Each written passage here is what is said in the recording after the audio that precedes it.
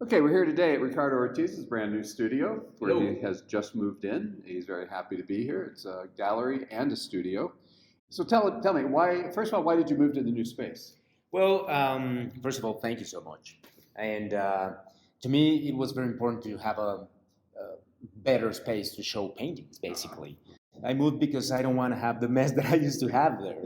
The painting is messy, but also it's very important to show paintings as they should be presented. That's the point of it. Okay. So I've seen your work for a couple of years now, and well, how would you describe yourself? Are you a realist? Are you a portraitist? Or how would you describe your painting? It's hard to do it. I normally don't like to describe it like that, but of course you have to have some technical terms for you to make yourself understood. So I guess I'm kind of an impressionistic style.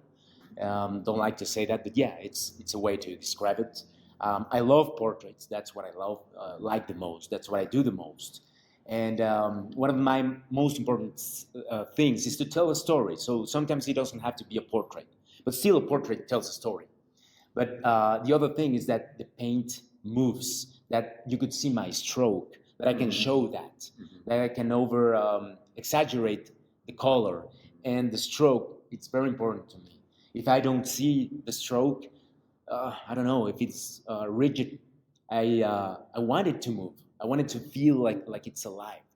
And I suggest a lot of this motion, with the stroke. So I guess that's it. And more deeply, I guess I like to tell stories. I like to show on a painting this story of anything, whatever it is. And that's pretty much it, I guess. Yeah. Are you paint things that could exist in reality, whether they do or not, which is almost counter to what a lot of people are doing now, right? I mean, I think the general movement is towards more abstract stuff. Well, I have to go back when I was a little kid. I've always told stories like that, and I always like to see the character and see the path and see what it does. Sometimes I'm kind of abstract within the figurative art, but it's always about figurative art for me.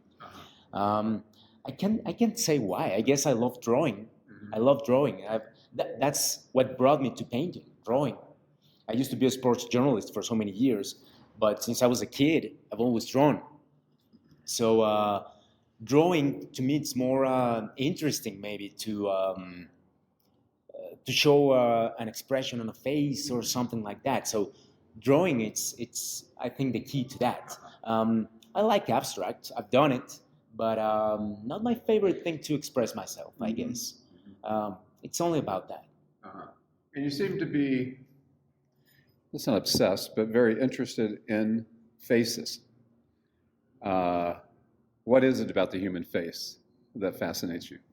Well, again, it's expression. It's a story that it's told within the eyes, within shadows, contrast, stuff like that.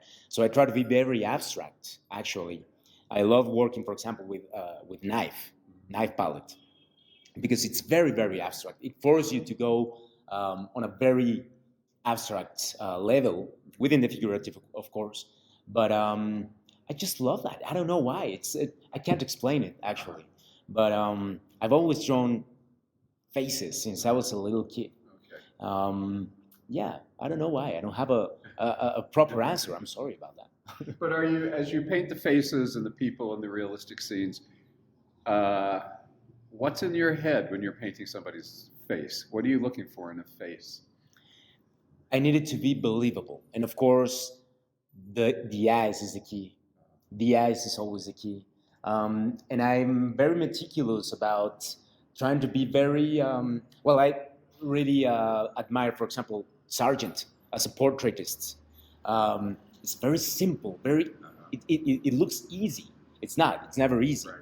But I know, I mean, less is more. So that language of less is more, like in poetry maybe. You have to say something with other words. Right. And try to economize words. So I think about that with painting. So it's like a challenge to have a nice expression, a recognizable and believable expression, but with the least amount of strokes as possible. If you want to go hyper realistic, well, yeah, that doesn't have a language to me. Yeah. I appreciate that technique. I really like it, but I wouldn't go that way because there's no language on it, at least not technically. So I like to take that challenge. That really drives me. And who would you mentioned Sargent? Is he a main influence, or are there others who you look? No, Or do you have an influence? I do have an influence. I mean, all the great masters. I don't have an academic formation, so I grew up just. It was like whoa when I saw Goya, for example, or whoa when I saw I don't know Rembrandt. But they're very different one from another. Sorolla, it's amazing. Even Van Gogh, you know, all the impressionistic period era.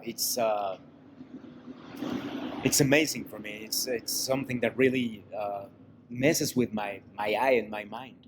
Ilya Repin, the Russian guy, the Russian school is something about portraits. So I don't know. It's a feeling. It's a feeling. I could mention many, but I don't have one really favorite one. Could be Sorolla, could be Goya. But it's not. Depends on the day. Yeah, Michelangelo is like, man, he was the best, the greatest of all. I don't know. So I don't know. It depends on the day and the subject, of course. Okay. All right.